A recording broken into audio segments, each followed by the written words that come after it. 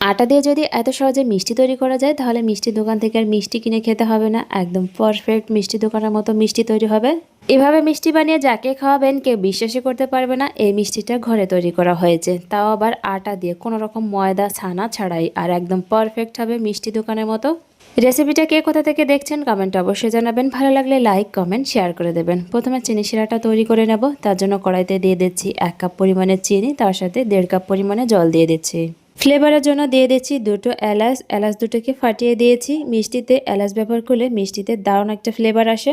চিনি শিরায় জলের পরিমাণটা কম দিলে চিনি শিরাটা বেশি সময় জাল করতে হয় না, আর চিনি শিরাটা যত বেশি পারফেক্ট তৈরি হবে মিষ্টিগুলো তত বেশি পারফেক্ট হবে। চিনি শিরাটা যদি বেশি ঘন হয়ে যায় তাহলে কিন্তু মিষ্টির ভিতরে একদমই চিনি শিরাটা ঢুকবে না, মিষ্টি শক্ত হয়ে যাবে। আমি এখানে 1 কাপ চিনির জন্য 1.5 কাপ পরিমাণে জল দিয়েছি। চিনিটা গলে যাওয়ার পর আমি 2-3 মিনিট জাল করে নিয়েছি। চিনি শিরাটা রেডি হয়ে গেছে, এবার এটাকে ঢাকা দিয়ে সাইডে রেখে দেবো। 1/2 কাপ পরিমাণে আটা দিয়ে দিচ্ছি, আটার পরিবর্তে এখানে ময়দাও ব্যবহার করতে পারেন। 1/4 কাপ পরিমাণে গুঁড়া দুধ আর সামান্য পরিমাণে বেকিং সোডা দিয়ে দিচ্ছি। বেকিং সোডার পরিমাণটা বেশি দেওয়া যাবে না, তাহলে মিষ্টিগুলো তেলে ভাজার সময় বেশি ফেটে যাবে। শুকনো উপকরণগুলো একসাথে ভালো করে মিশিয়ে নিয়েছি, তারপর এখানে 1/2 চামচ ঘি দিয়ে দিচ্ছি। ঘিটাকে খুব ভালো করে মিশিয়ে নেব।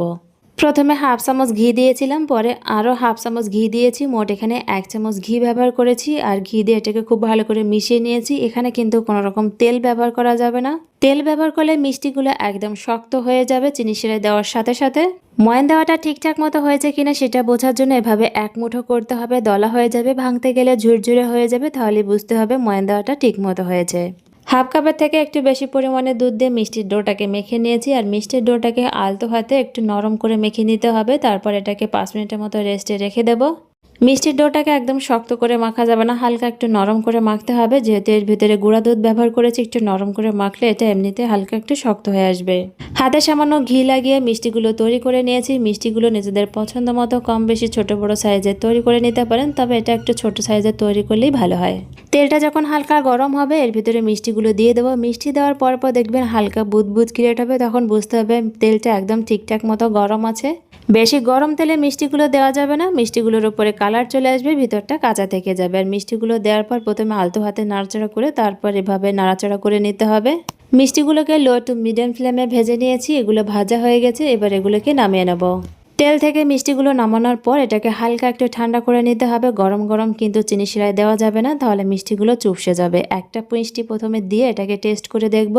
হালকা গরম চিনি শিরা একটা মিষ্টি দিয়ে কিছু সময় ঢাকা দিয়ে রেখে দিয়েছিলাম। মিষ্টিটা একদমই চুপসে যায়নি, তার মানে এখানে হালকা চিনি শিরার ভিতরে মিষ্টিগুলো দিয়ে দেওয়া যায়। বেশি গরম চিনি শিরায় মিষ্টিগুলো দেওয়া যাবে না, তাহলে মিষ্টিগুলো দেওয়ার সাথে সাথে চুপসে যাবে। চিনি শিরা বা মিষ্টি দুটোই কিন্তু গরম থাকা অবস্থায় দেওয়া যাবে না, হালকা একটু ঠান্ডা করে তারপর দিতে হবে, তাহলে মিষ্টিগুলো পারফেক্ট তৈরি হবে। চিনি শিরাটা মিষ্টির ভিতরে ঠিকঠাক মতো ঢুকবে, মিষ্টিগুলো নরম হবে, শক্ত হবে না। চিনি শিরায় মিষ্টিগুলো দিয়ে এটাকে সারা রাত রেখে দিলে সব থেকে ভালো হয়, তবে আমি 4 ঘন্টার ভিতর মিষ্টিগুলোকে রেডি করে নিয়েছি। এবার একটা মিষ্টি কেটে দেখা যায় যে 4 ঘন্টার ভিতরে মিষ্টিগুলো কতটা নরম তুলতুলে হয়েছে। এই মিষ্টিগুলো যদি চিনি শিরা সারা রাত রেখে দেওয়া হয় তাহলে আরও বেশি নরম তুলতুলে হবে। মিষ্টি দেখে বুঝতে পারছেন ভিতরে কিন্তু কোনো রকম শক্ত নেই, চিনি শিরাটা একদম ঠিকঠাক মতো মিষ্টির